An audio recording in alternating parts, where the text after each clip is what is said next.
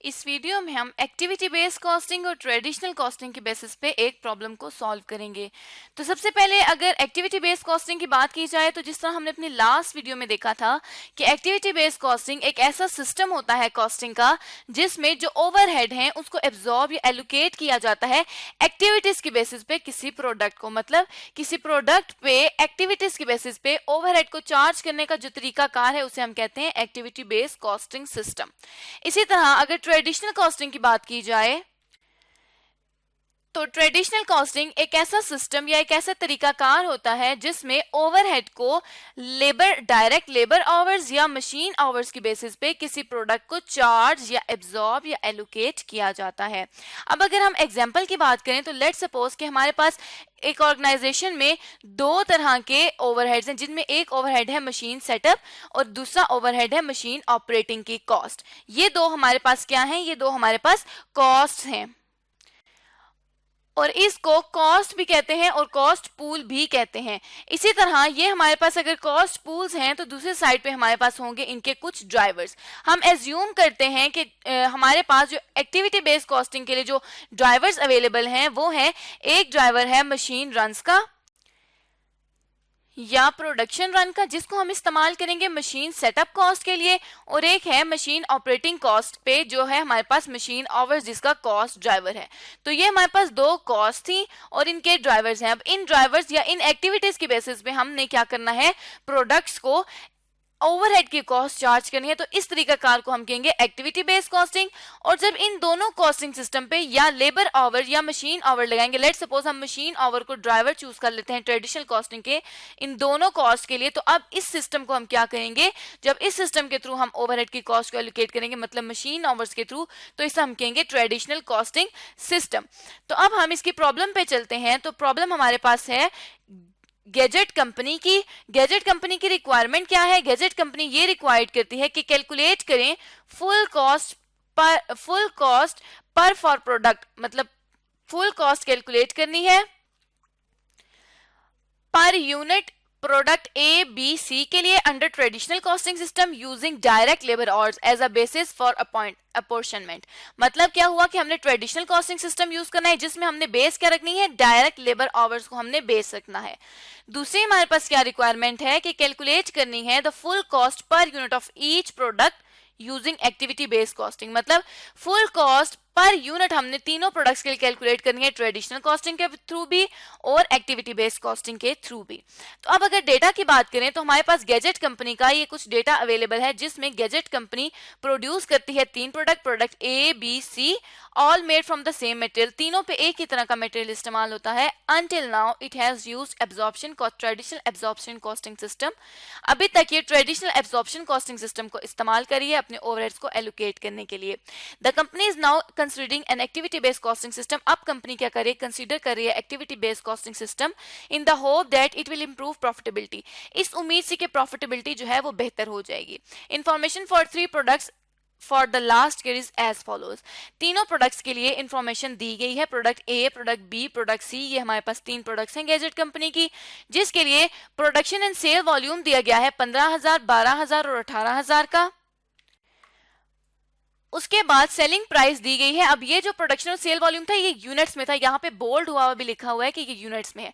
उसके बाद selling price दी गई है 7.5 पर यूनिट दी गई है 12 और 13। इसी तरह मटेरियल की यूजेज दी गई है KG per unit, direct labour hours per unit. Sorry, यहाँ पे रॉ मटेरियल पर यूनिट दिया गया है जो कि है 2 किलो इस्तेमाल होता है ए के लिए, 3 किलो इस्तेमाल होता है बी के लिए और 4 किलो इस्तेमाल होता है सी के लिए। इसी तरह नेक्स्ट हमारे पास है direct labour hours per unit, मतलब एक यूनिट पे 0.1 ए के लिए लगता है, 0.15 बी के लिए लगता है और 0.2 सी के लिए लगता है। इसी तरह मशीन आवर्स एक यूनिट पे कितने लग रहे हैं, 0.5, 0.7 और 0.9। इसी तरह नंबर ऑफ प्रोडक्शन रन, कितनी दफा प्रोडक्शन चलती है एक साल में, तो ए प्रोडक्ट के लिए 16 दफा चलती है, बी प्रोडक्ट के लिए 12 दफा और सी प्रोडक्ट के लिए 8 दफा। इसी तरह number of purchase order per annum कितने हैं, मतलब एक साल में कितने परचेज ऑर्डर आते हैं, 24, 28 और 42। इसी तरह number of deliveries to retailers को जो डिलीवरी दी जाती है साल में वो 48 टाइम्स ए के लिए दी जाती है, 30 टाइम्स बी के लिए दी जाती है और 62 टाइम्स सी के लिए दी जाती है। फर्दर इंफॉर्मेशन है कि the price of the raw material remain constant through out the year, मतलब जो प्राइस है रॉ मटेरियल की वो रिमेन कांस्टेंट रहेगी सारा साल, जो कि है 1.20 पर केजी।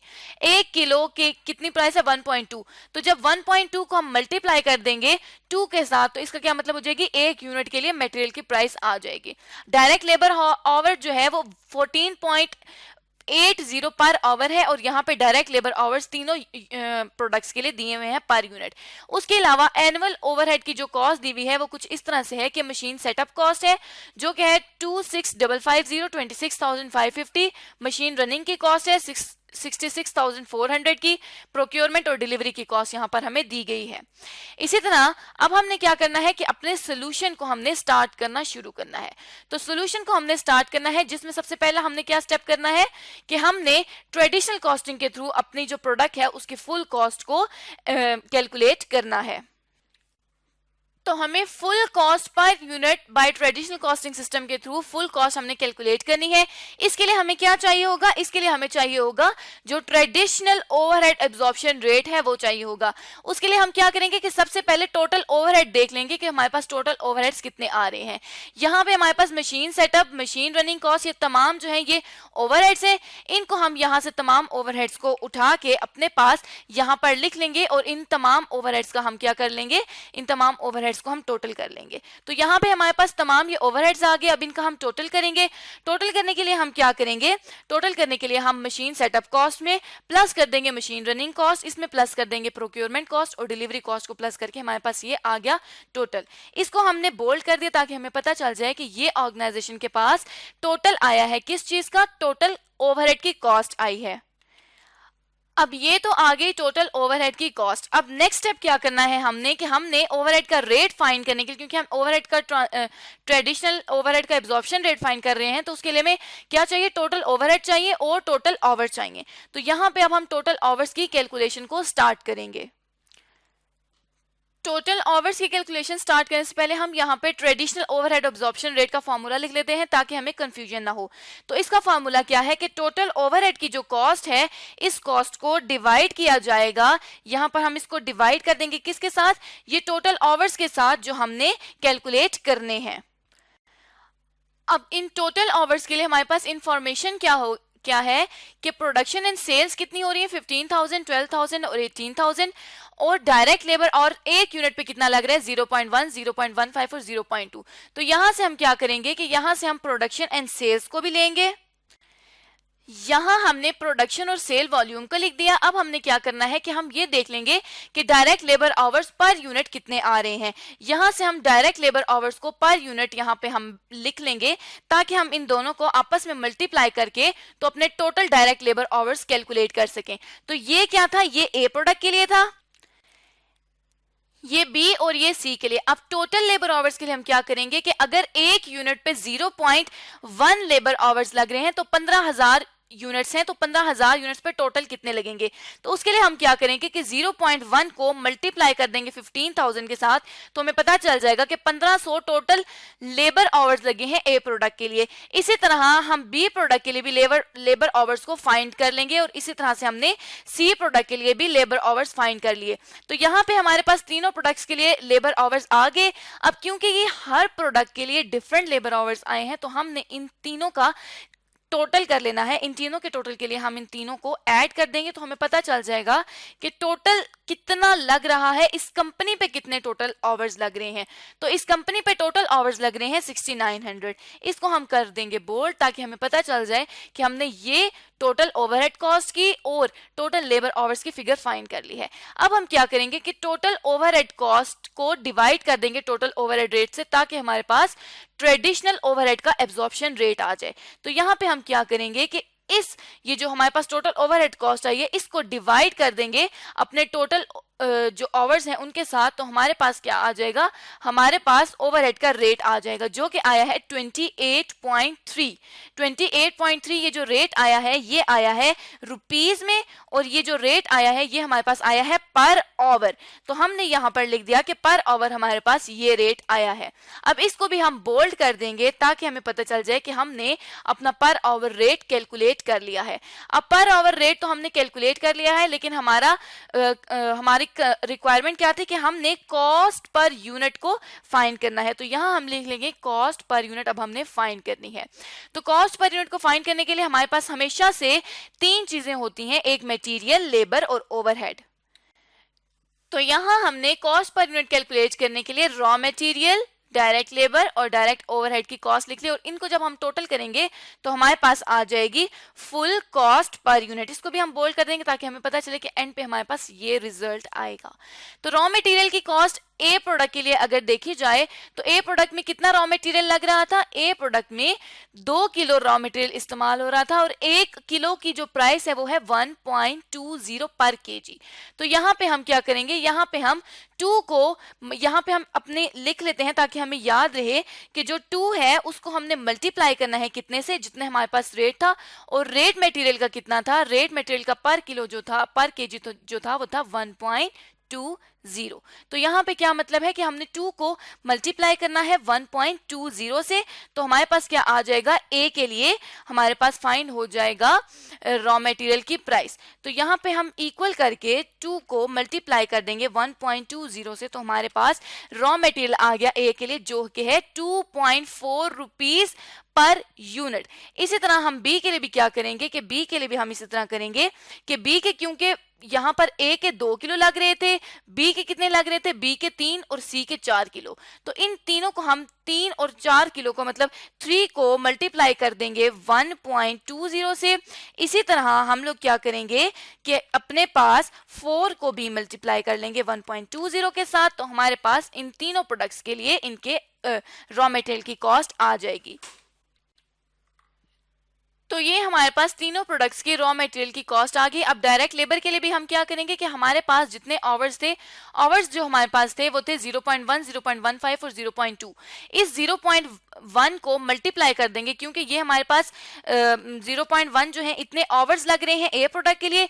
इसको जब मल्टीप्लाई कर देंगे ऑब्जॉर्प्शन रेट जो कि आया है 28.3 पर यूनिट, तो हमारे पास आ जाएगा डायरेक्ट लेबर का भी rate, direct labour per unit आ जाएगी। इसी तरह से हम लोग प्रोडक्ट बी और सी के लिए भी कैलकुलेट कर लेंगे। सॉरी, यहाँ पे ये जो हमारे पास रेट आया था ये ओवरहेड का रेट था। यहाँ पे हम 0.1 को मल्टीप्लाई करेंगे इसके रिस्पेक्टिव रेट से जो हमें यहाँ पर दिया गया है जो है कि है 14.80। तो यहाँ पे हम क्या करेंगे कि 0.1 को 14.80 से मल्टीप्लाई कर देंगे तो ए प्रोडक्ट के लिए आ जाएगा। इसी तरह 0.15 को हम मल्टीप्लाई कर देंगे 14.8 के साथ, तो प्रोडक्ट बी और इसी तरह प्रोडक्ट सी के लिए भी आ जाएगा। अब हमने ओवरहेड का रेट एलोकेट करना है, तो ओवरहेड का हमारे पास रेट आया हुआ है 28.3 और टोटल हमारे पास आवर्स कितने हैं, हमने इसको लेबर आवर्स पे क्योंकि एब्जॉर्ब करना होता है तो लेबर आवर्स हमारे पास हैं 0.1, 0.15 और 0.2।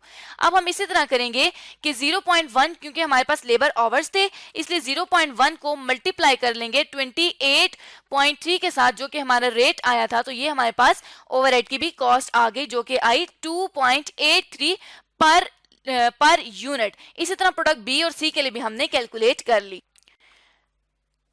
तो अब ये हमने ए बी सी के लिए ओवरहेड की भी कॉस्ट लिख ली। अब हमने full cost per unit calculate करना है, तो फुल कॉस्ट में रॉ मटेरियल, डायरेक्ट लेबर और फैक्ट्री ओवरहेड तीनों की कॉस्ट शामिल हो जाएगी, तो ये हमारे पास फुल कॉस्ट पर यूनिट आ जाएगी। इसी तरह से प्रोडक्ट बी और सी के लिए भी हमने तीनों जो कॉस्ट हैं उनको ऐड करके अपनी जो फुल कॉस्ट पर यूनिट है वो कैलकुलेट कर ली।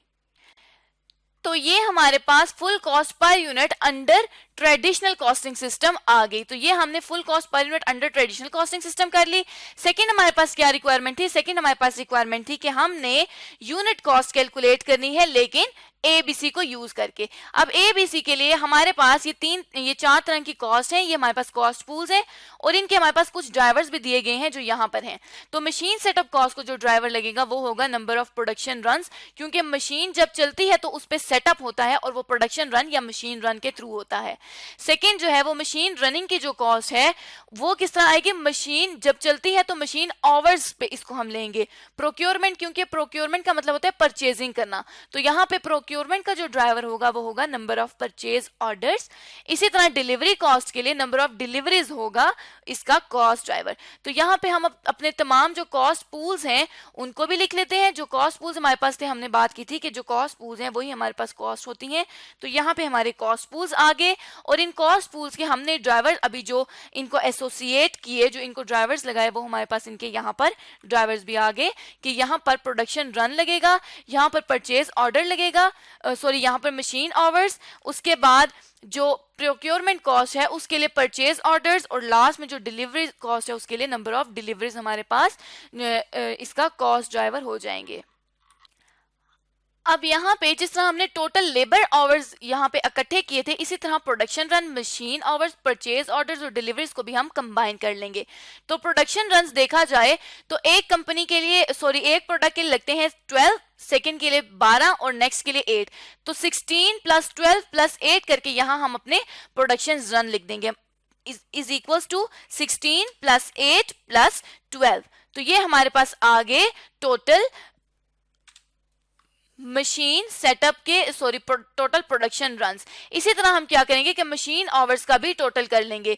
मशीन आवर्स का टोटल किस तरह से करेंगे कि मशीन आवर पर यूनिट लग रहे हैं 0.5 और कितनी यूनिट्स है 15,000, तो 0.5 को 15,000 से मल्टीप्लाई कर लेंगे तो हमारे पास मशीन आवर्स आ जाएंगे ए के लिए। इसी तरह मशीन आवर्स हम बी के लिए भी कैलकुलेट और सी के लिए भी कर लेंगे। तो इसका क्या मतलब हुआ, इसका यह मतलब हुआ कि पहले हम मशीन आवर्स पर यूनिट यहाँ पे कैलकुलेट कर लेते हैं कि 15,000 जो ए की प्रोडक्शन हो रही थी और 0.5 जो है उसकी मशीन आवर्स लग रहे थे एक यूनिट पे, तो यहाँ पे टोटल 7500 आ गई। इसी तरह बी और सी के लिए भी हमने कैलकुलेट कर ली। तो यहाँ पे अब हम क्या करेंगे कि इन मशीन आवर्स का टोटल कर लेंगे। तो इसके टोटल के लिए हम क्या करेंगे कि 7500 में प्लस कर देंगे 8400 जो बी के थे और प्लस कर देंगे सी के जो के थे 16,200। तो ये हमारे पास टोटल मशीन आवर्स आ गए 32,100 मशीन आवर्स। इसी तरह परचेज ऑर्डर्स के लिए हमने देखना है कि कितने number of purchase order per annum है। तो यहाँ पे 24 में प्लस करेंगे 28 और 42। तो यहाँ पे अब हम अपने परचेज ऑर्डर्स भी लिख देंगे कि हमारे पास परचेज ऑर्डर्स क्या थे 24 प्लस 28 प्लस 42। तो ये हमारे पास total number of purchase order आ गए जो कि आगे 94। इसी तरह अब हम लास्ट में डिलीवरीज को देख लें कि कितनी डिलीवरीज हमारे पास आ रही हैं। वो आ रही हैं 48, 30 और 62। यहाँ पे हम 48 प्लस 30 प्लस 62 करके अपना लास्ट वाला कॉस्ट ड्राइवर भी कंप्लीट कर लेंगे। तो यहाँ पे 48 प्लस 30 प्लस 62 हमने कर लिया, तो यहाँ पे हमारे नंबर ऑफ डिलीवरीज भी आ गई। अब क्या करना है, अब हमने इन चारों के machine setup cost, machine running cost, procurement और डिलीवरी कॉस्ट के यहाँ पे हमने रेट्स फाइंड कर लेने हैं। रेट्स फाइंड करने के लिए हम क्या करेंगे कि इनकी कॉस्ट को, क्योंकि हमारे पास यही होता है कि कॉस्ट को डिवाइड कर देते हैं कॉस्ट ड्राइवर से, डिवाइड कर देंगे इसको नंबर ऑफ प्रोडक्शन रन से, तो हमारे पास रेट आ जाएगा मशीन सेटअप का। इसी तरह हम नेक्स्ट के लिए भी कर लेंगे कि मशीन रनिंग कॉस्ट को मशीन आवर से डिवाइड कर लेंगे तो हमारे पास रेट आ जाएगा। इसी तरह प्रोक्योरमेंट कॉस्ट को डिवाइड कर लेंगे परचेज ऑर्डर से, टोटल जो परचेज ऑर्डर्स हैं, तो हमारे पास प्रोक्योरमेंट की कॉस्ट आ गई जो आगे 510.6383। इसी तरह डिलीवरीज के लिए भी डिलीवरी की कॉस्ट हमने डिवाइड कर दिया नंबर ऑफ डिलीवरीज से। तो यहाँ पे हमारे पास चारों जो है कॉस्ट आ गई। अब हमने क्या करना है, अब हमने करना है कि हमने एलोकेट करनी है ये ओवरहेड इन तमाम प्रोडक्ट्स को, जो हमारे पास 3 प्रोडक्ट्स हैं कंपनी की। तो उसको एलोकेट करने के लिए हमारे पास सबसे पहले तो हम देख लेते हैं कि जो नंबर ऑफ जो हमारे पास कॉस्ट थी उनको यहाँ पर लिख दिया और अब इनकी एलोकेशन करनी है। अब इनकी एलोकेशन करने के लिए जिस तरह हम यहाँ पे ABC प्रोडक्ट्स को चलाते आ रहे हैं, इसी तरह हम क्या करेंगे कि यहाँ पे हमारी A प्रोडक्ट आ जाएगी, नेक्स्ट हमारी B और नेक्स्ट हमारी C प्रोडक्ट आ जाएगी। इनके लिए मशीन सेटअप की कॉस्ट को हमने एलोकेट करना है। तो हम ये देख लेते हैं कि ए के कितने सेटअप्स हैं, ए के यहाँ पर कितने सेटअप्स हैं ये देख लेते हैं। यहाँ पर जो प्रोडक्शन रन्स हैं वो 16 हैं ए के लिए। तो हम क्या करेंगे कि यहाँ पर हम 16 को मल्टीप्लाई कर देंगे उसके रिस्पेक्टिव रेट से जो कि आया था 737.5। तो यहाँ पर हमारे पास ए प्रोडक्ट के लिए मशीन सेटअप कॉस्ट आ गई। इसी तरह हम प्रोडक्ट बी के लिए भी उसकी मशीन सेटअप कॉस्ट को कैलकुलेट कर लेंगे। तो यहाँ पे हमारे पास ए बी सी की एलोकेटेड कॉस्ट आ गई मशीन सेटअप कॉस्ट। अब मशीन रनिंग की कॉस्ट है, मशीन रनिंग की कॉस्ट के लिए हम क्या करेंगे कि मशीन रनिंग का ये जो रेट है हमारे पास 2.068 समथिंग, इसको हम क्या करेंगे, इसको हम मल्टीप्लाई कर देंगे किसके साथ, उसके रिस्पेक्टिव मशीन आवर्स के साथ। तो एक प्रोडक्ट ए के लिए एक कितने मशीन आवर्स लगते हैं, 0.5 मशीन आवर्स लगते हैं एक यूनिट को बनाने के लिए। तो यहाँ पे हमने इनको जब आपस में मल्टीप्लाई किया तो इसका आ गया 1.034268। इसी तरह बी और सी के लिए भी हमने इनके रेट्स फाइंड कर लिए। सॉरी, यहाँ पे हम मशीन रनिंग कॉस्ट को इन रेट से जो कि टोटल ए प्रोडक्ट के लिए लग रहा है उससे हम इसको मल्टीप्लाई करेंगे। तो ए प्रोडक्ट के लिए टोटल मशीन आवर्स लग रहे हैं 7500, तो ए को एलोकेट हुई जो कॉस्ट वो हुई 15,514 रुपीज की। इसी तरह अब बी के लिए भी हम क्या करेंगे कि मशीन रनिंग कॉस्ट और सी के लिए भी कैलकुलेट कर लेंगे। उसमें भी क्या करेंगे कि मशीन रनिंग की कॉस्ट को मल्टीप्लाई कर देंगे उसके रिस्पेक्टिव मशीन आवर्स से। तो ये हमारे पास तीनों प्रोडक्ट्स की मशीन रनिंग कॉस्ट आ गई। अब प्रोक्योरमेंट के लिए भी क्या करेंगे कि प्रोक्योरमेंट के लिए हम प्रोक्योरमेंट के रिस्पेक्टिव रेट को लेके जो कि 510 था इसको मल्टीप्लाई कर लेंगे प्रोक्योरमेंट के परचेज ऑर्डर के साथ। तो ए के लिए कितने परचेज ऑर्डर थे, 24 ऑर्डर से पर एनम। तो जब हमने इसको मल्टीप्लाई किया तो ये हमारे पास आ गया 12,255 रुपीज। इसी तरह बी और सी के लिए भी हम कैलकुलेट कर लेंगे। तो ये हमारे पास प्रोक्योरमेंट कॉस्ट आ गई। अब डिलीवरी कॉस्ट के लिए भी हम क्या करेंगे कि डिलीवरी कॉस्ट के रिस्पेक्टिव जो रेट आया है जो कि आया 388, इसको मल्टीप्लाई कर देंगे नंबर ऑफ डिलीवरीज जो ए के लिए हैं वो है 48। तो जब हमने इसको मल्टीप्लाई किया तो ये हमारे पास आ गया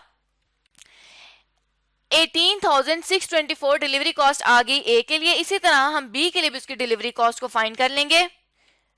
तो यहाँ पे हमारे पास ए बी सी प्रोडक्ट्स तीनों के लिए हमारे पास डिलीवरी कॉस्ट आ गई। अब क्या करेंगे कि ये तो हमारे पास टोटल कॉस्ट टोटल ओवरहेड आए हैं जो ए बी सी पे लग रहे हैं। अब क्या करेंगे कि इसको डिवाइड कर देंगे नंबर ऑफ यूनिट प्रोड्यूस से, जो कि यहाँ पे नंबर ऑफ यूनिट प्रोड्यूस 15,012 और 18,000 थी, इनको हम यहाँ पर नंबर ऑफ यूनिट प्रोड्यूस से मल्टीप्लाई कर देंगे। तो ये हमारे पास नंबर ऑफ यूनिट प्रोड्यूस आ गई। अब यहाँ पर ओवरहेड हम क्या करेंगे, ओवरहेड कॉस्ट पर यूनिट हम यहाँ पर कैलकुलेट कर लेंगे। तो यहाँ पे हम इसको ये तमाम जो ओवरहेड्स हैं इनको टोटल कर लेंगे और फिर उनको डिवाइड कर लेंगे नंबर ऑफ यूनिट्स प्रोड्यूस से। तो यहाँ पे हम ए के लिए इन चारों को प्लस कर लेंगे। इन चारों को प्लस करने के बाद हमारे पास जो आंसर आएगा वो आएगा 58,193। तो हमने 50 अब ओवरहेड कॉस्ट पर यूनिट के लिए क्या करना है कि इस कॉस्ट को डिवाइड कर देना है नंबर ऑफ यूनिट प्रोड्यूस से। तो ये हमारे पास आ गया 3.87 या 88 की कॉस्ट पर यूनिट। अब यहाँ पे ओवरहेड कॉस्ट यूनिट जब आ गई ए बी सी के लिए, तीनों के लिए ओवरहेड कॉस्ट पर यूनिट आ गई। तो अब हमारी रिक्वायरमेंट क्या थी क्वेश्चन में कि हमने total cost per unit calculate करनी थी। और total cost per unit calculate करने के लिए जिस तरह हमने पीछे बात की थी कि हमारे पास तीन कॉस्ट होती हैं जो कि होती है मटेरियल, डायरेक्ट लेबर और ओवरहेड्स की। मटेरियल की वही कॉस्ट जो हमारे पास ट्रेडिशनल कॉस्टिंग सिस्टम में आई थी उसी को हम यहाँ पर लिख सकते हैं। तो यहाँ से हमने ट्रेडिशनल कॉस्टिंग सिस्टम वाली मटेरियल की जो कॉस्ट है उसको हमने, मटेरियल और लेबर की जो कॉस्ट है उसको हमने यहाँ पर लिख लिया। तो यहाँ पर मटेरियल और लेबर की कॉस्ट वही थी जो ऊपर है, अब सिर्फ ओवरहेड की कॉस्ट चेंज होगी। ओवरहेड की कॉस्ट, ये वाली जो तीनों कॉस्ट हैं इनको हम ओवरहेड की कॉस्ट में लिख देंगे। जब हमने इन तीनों को ओवरहेड की कॉस्ट में लिख दिया तो अब हम टोटल कॉस्ट पर यूनिट के लिए क्या करेंगे कि ए बी सी में जो तीनों मटेरियल, डायरेक्ट लेबर और ओवरहेड की जो कॉस्ट है इन तमाम कॉस्ट को ऐड करें। तो यहाँ पे मटेरियल की कॉस्ट में डायरेक्ट लेबर और ओवरहेड की कॉस्ट हमने ऐड की। तो ए प्रोडक्ट के लिए जो हमारी कॉस्ट पर यूनिट बनी वो बनी 7.76। इसी तरह से अब हमने बी और सी के लिए भी क्या कर लेना है, अपनी टोटल कॉस्ट को कैलकुलेट कर लेना है। तो ये हमारे पास बी और सी की भी टोटल कॉस्ट आ गई, इनको भी हमने बोल्ड कर लिया। तो इसका क्या मतलब हुआ कि टोटल कॉस्ट पर यूनिट जो हमारे पास आई है एब्जॉर्प्शन कॉस्टिंग में, जो एबीसी कॉस्टिंग में वो आई है 7.76 और यहाँ पर 6.71 थी। मतलब पहले जो थी वो कॉस्ट कम थी, अब जो कॉस्ट है वो यहाँ पर ज्यादा आ रही है। इसी तरह हम देख सकते हैं कि प्रोडक्ट बी के लिए 10.07 थी और यहाँ पे 10.17 थी और यहाँ पे भी 10.17 ही है। और यहाँ पे जो ओवरहेड का रेट है, जो थर्ड प्रोडक्ट है सी, उसके लिए है 13.42 और हमारे पास जो कॉस्ट आई है वो आई है 12.48। तो मतलब यहाँ पर जो कॉस्ट आई है वो हमारे पास कम आई है। तो हमने यहाँ पर total total cost per unit traditional costing system और एब्जॉर्प्शन कॉस्टिंग सिस्टम के थ्रू कैलकुलेट कर ली अपनी जो हमारे पास कंपनी है गैजेट कंपनी उसके लिए।